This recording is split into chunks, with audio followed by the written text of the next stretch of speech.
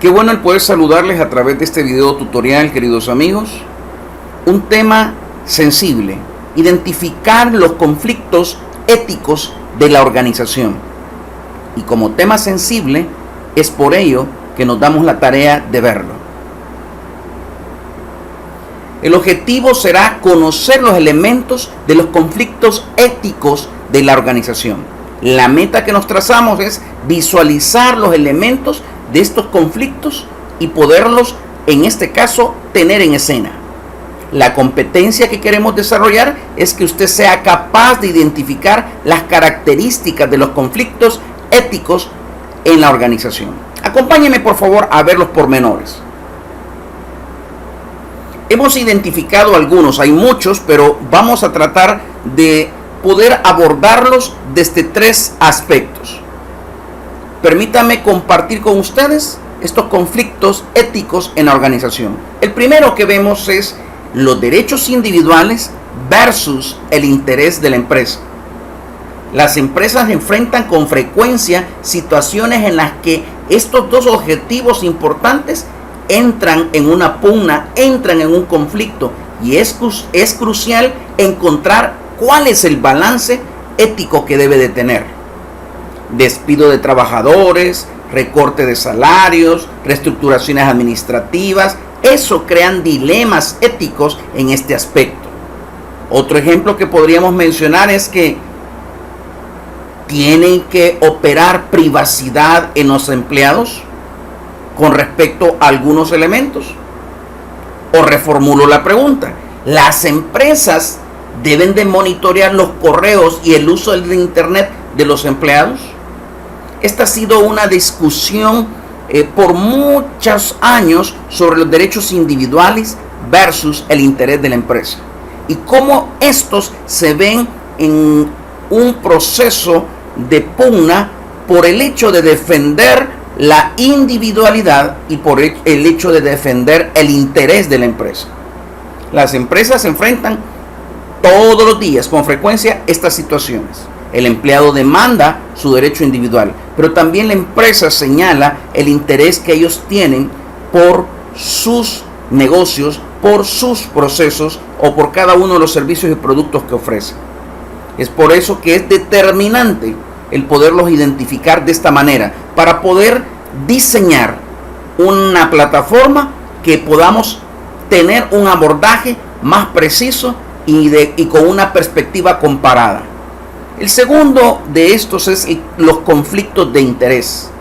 Y cuando hablamos de los conflictos de interés, esta es una de las principales áreas para los problemas éticos.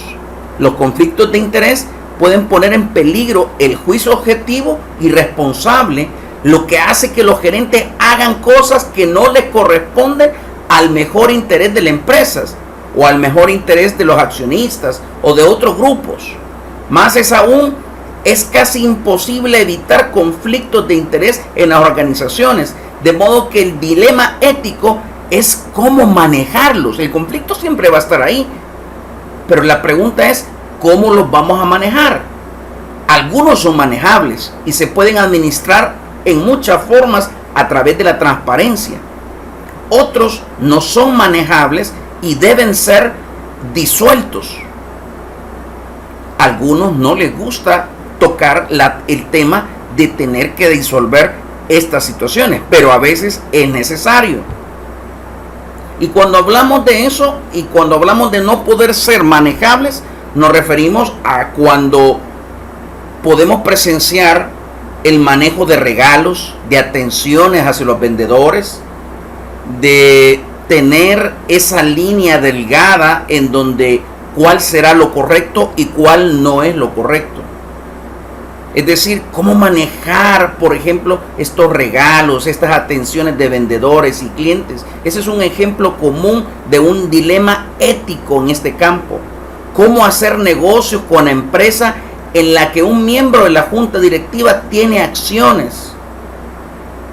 Cómo lograr una separación entre aquellos elementos que probablemente a la óptica del involucrado no perciba un conflicto de interés. A veces hay que tomar medidas claras Y por eso hay que dejar una dirección de precisión en cada uno de estos elementos. ¿Por qué? Porque esto nos evitará tener una dificultad o precisar un proceso en un fracaso directo. El tercer conflicto que podemos mencionar, indudablemente, habla sobre la administración de los empleados. Y esta es una área sensible.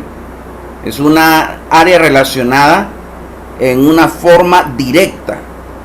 Así que tenemos que saber cómo poder resolver aquellos dilemas y cómo deben ser tratados los empleados, incluyendo lo de las tipologías de libertades que los empleados deben de tener y en qué forma deben ser también protegidos. Todo esto indudablemente se rige por la discusión y por la definición que se debe de tener por escrito en una empresa. Por ejemplo, cómo manejar un segundo trabajo cuando este de repente puede ocasionar algún tipo de problema con el trabajo que usted obtuvo en primera instancia. Cómo determinar una acción disciplinaria apropiada o se deja a la discreción esta misma. Sé que algunos me dirán, no, ya existen normas, pero hay ciertos vacíos sobre los cuales es importante saber que este conflicto de la administración de los empleos todavía posee. ¿Cómo vigilar la equidad de las evaluaciones cuando va a haber promoción o va a haber un despido? ¿Cómo lo hago? ¿Cómo manejar esta situación? ¿Cómo se asegura que los empleados no se administran con estándares dobles, es decir, en una forma antojadiza? Uno para alto rango porque me cae bien y el otro para menor rango porque no es de mi gracia. La administración de los empleados es un conflicto ético en la organización que debe de ser tratado. ¿Y cómo debe ser tratado? Bueno, debe de ser tratado a través de herramientas, a través de códigos, a través del formalismo que se necesita al momento que se pueda enfrentar esta situación. Un conflicto, el interés y la administración son necesarios en un abordaje directo.